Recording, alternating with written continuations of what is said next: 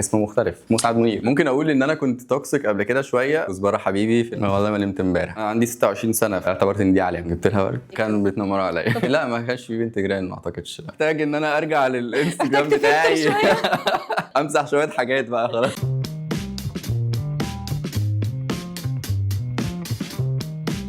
مسعد منير، ممكن نتعرف سيزون 2 اول مره. هاي مسعد، انا فرح، ممكن نتعرف؟ هاي ممكن طبعا. مبدئيا كده عايزاك تقولي اسمك زي ما كنت كاتبه في شهاده تخرجك من الجامعه اللي في بريطانيا، ونفس الطريقه اللي كانوا بيبروناونس بيها اسمك. مسعد محمد منير محمد كامل فوده. في بريطانيا كانوا بيقولوا لك اسمك كده عادي؟ لا بالاكسنت بقى، احنا عايزينها بالاكسنت. مساعد، كانوا بيقولوا مساعد. مساعد.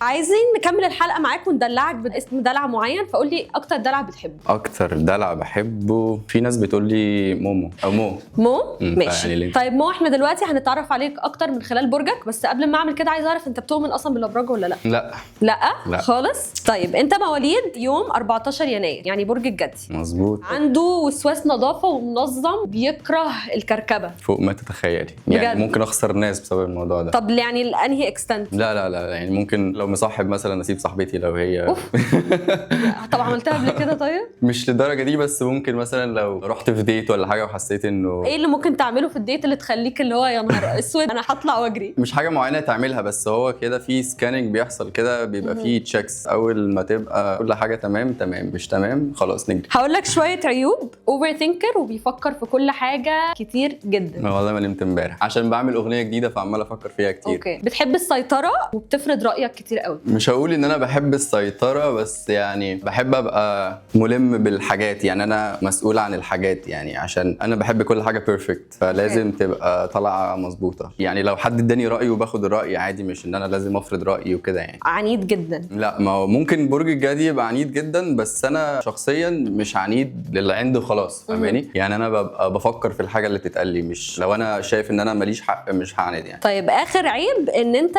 بارد ومش بتحب الرومانسيه خالص وحجره وكل حاجه. لا انا ممكن ابقى بارد شويه في اوقات، بس انا رومانسي جدا. يعني رومانسي جدا. طب اكتر حاجه رومانسيه عملتها لبنت كانت ايه؟ جبت لها ورد. ده قمه الرومانسيه.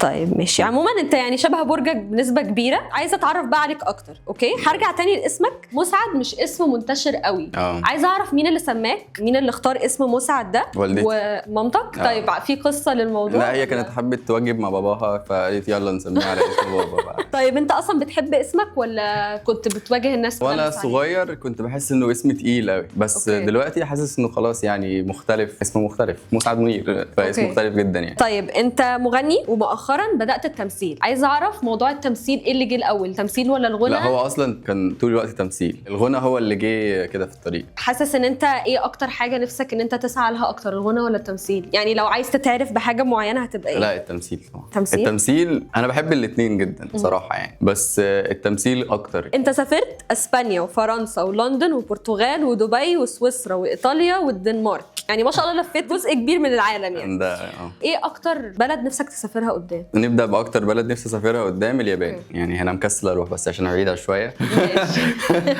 بس احنا على حسب معلوماتنا ان انت درست في بريطانيا، فعايز اعرف انت درست ايه اكتر، وكان ايه موضوع الغربه؟ يعني كنت حابب موضوع الغربه ده ولا لا؟ ماشي، انا درست كريتيف ارتس. الغربه زي الفل تحفه يعني.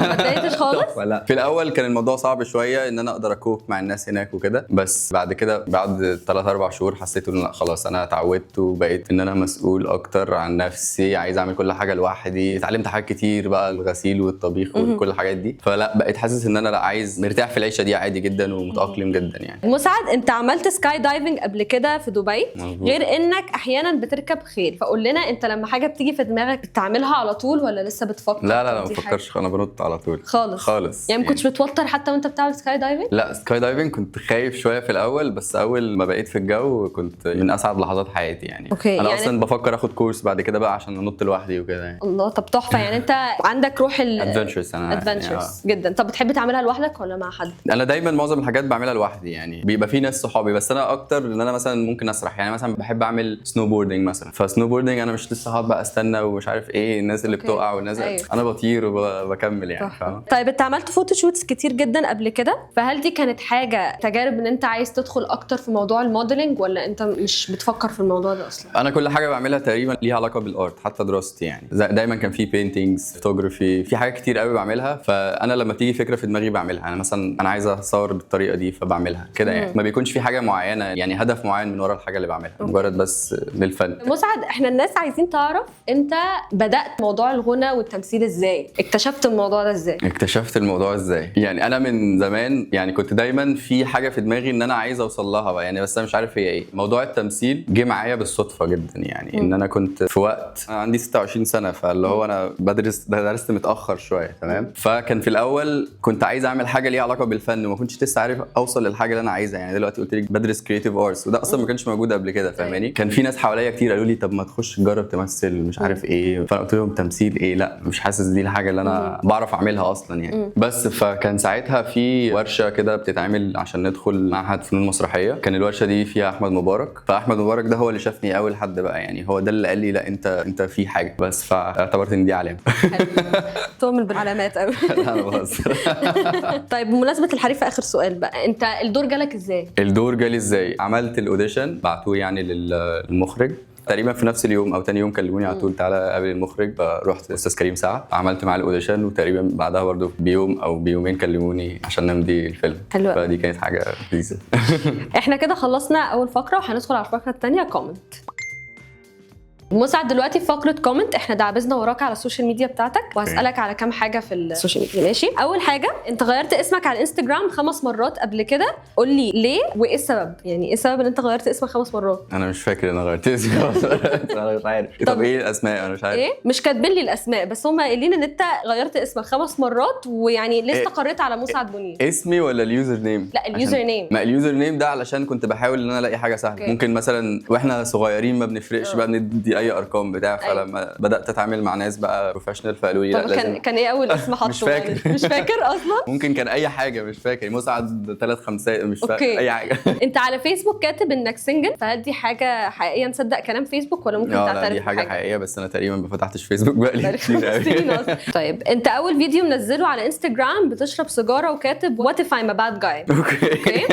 فاحنا عايزين نعرف السر ورا الكابشن ده، ونعرف كمان انت شايف نفسك باد بوي وتوكسيك وكده ولا لا؟ اعتقد انه ده كان يجي 5 6 سنين تقريبا. اكيد انا زمان غير انا دلوقتي، فانا مش فاكر زمان كان بيفكر في ايه، كان حاسس ايه. بس طب دلوقتي أكيد. طيب خلينا نعرف انت دلوقتي توكسيك ولا لا؟ طيب او ايه الحاجات التوكسيك؟ لا انا مش توكسيك. ممكن اقول ان انا كنت توكسيك قبل كده شويه، علشان انا مش اوير بكل حاجه، فاهماني؟ فانا حاسس ان الفتره دي لا انا اوير بكل حاجه، وان انا اقدر يعني ابص للشخص اللي قدامي هيتاذي ولا لا من اي حاجه بعملها ولا لا. فبفكر في الحاجه اللي بعملها كتير يعني. انت منزل صوره على انستجرام يوم 27 ديسمبر 2020 وانت باصص من البلكونه وكاتب بنت الجيران.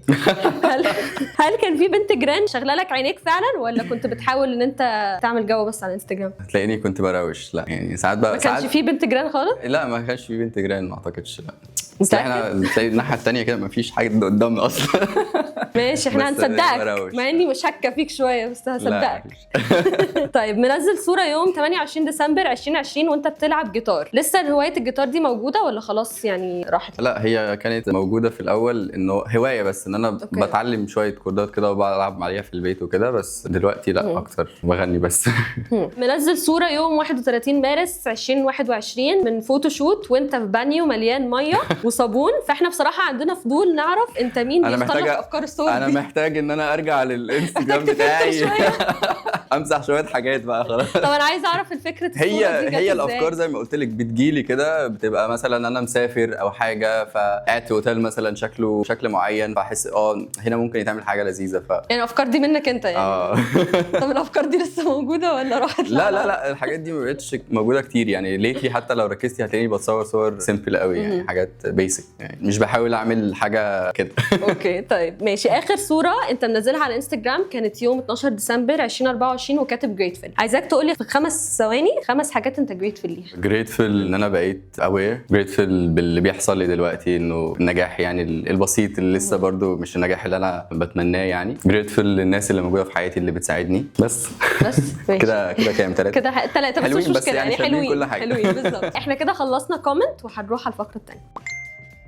اخر فقره دي شخصيتك فيرسس شخصيه وليد في الحريفه. اوكي. هقول لك حاجات وقول لي يعني انت موجودة شبه ولا لا؟ وليد ولا لا. ماشي. اوكي. كنت الشاب الروش المشهور في الجامعه وكل البنات بتتجنن عليه. مسعد بقى في الجامعه كان الشاب الروش كده ولا كنت كسفنا قدام البريطانيين؟ لا كنت شاب روش. كنت روش. اشرح لي اكتر، عايزك تقول لي اكتر. هو وليد ما كانش روش، هو وليد كان اكتر ان هو يعني اجريسيف شويه. هو حاسس بنفسه قوي، انا اقدر اعمل كل حاجه، انا اللي مسؤول عن كل حاجه هنا، فما حدش يعمل حاجه مش على مزاجي. فلا انا ما كنتش كده يعني، انا مش كده في الجامعه. بس روش اللي هو اللذيذ يعني، اللي هو بيعرف كل الناس، بيسلم على ده وبيعمل ده، فده اللي كان موجود. بس وليد ما كانش كده يعني. طب قول لي الشاب الروش البريطاني اكيد هم بيطبعوا عليك، البريطانيين اكيد اخدت شويه حاجات هو يعني هم ليهم يعني طريقه كده بيتكلموا بيها، عايزك توريني بس عادي. عيب نتريق عنه.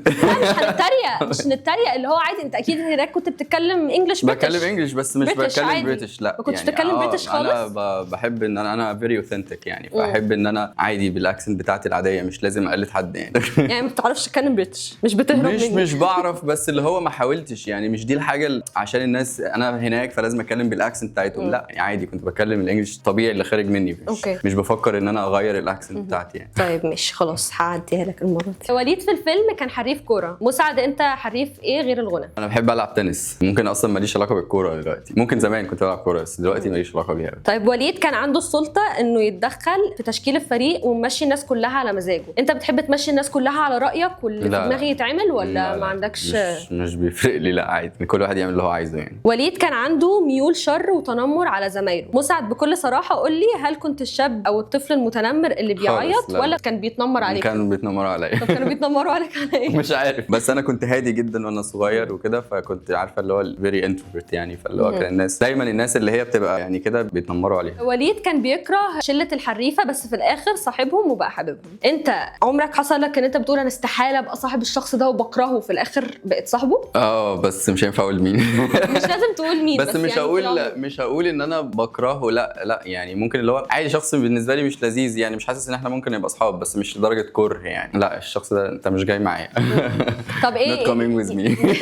الشخص ده بيعمل ايه عشان اللي هو انا مقفول منك؟ يعني ايه الحاجه اللي بتقفلك من شخص؟ هي الانرجي يعني عامه. انا بحس الناس لما بتقربي من حد بتكوني لو هو الانرجي بتاعته مش تمام في الاول، مش بتحس انك عايزه تتعرفي عليه او كده، بس ده بيتغير عادي مع الوقت بالموقف يعني. اخر حاجه مسعد، انت في الفيلم كنت مشخصنها يعني مش سالك مع كزبره. عايزه اعرف انت في الحقيقه علاقتكم عامله ازاي، ويعني وجه له كلمه. لا والله كزبره حبيبي. في الاول يعني احنا في الاول كان في زي معسكر تدريب كده بنتمرن فيه كوره وكده، فلسه ما كناش واخدين على بعض قوي، فكان الموضوع اللي هو ايه بيقعد يهزر معايا وانا لسه مش واخد على الهزار. لا بس بعد كده بقينا اصحاب جدا وبقينا حبايب وبنهزر مع بعض، وهو قابل هزاري وانا قابل هزاره والدنيا زي الفل. طيب اخر حاجه خالص بقى، عايزاك تقول لي حاجات في شخصيه وليد شبه شخصيتك انت. ممكن يبقى ان هو ما بيحبش يخسر مثلا، او ان هو دايما عايز يعني هو في دماغه حاجه فعايز يعملها، بس هي دي الحاجه ممكن اللي تبقى. لكن غير كده كل الحاجات اللي كانت طالعه دي مش موجوده. لا الحمد لله. احنا كده خلصنا ومبسوطه قوي ان احنا اتعرفنا عليك. انا اكتر انبسطت قوي في الحلقه معاك. انا اكتر. Thank you so much. Thank you.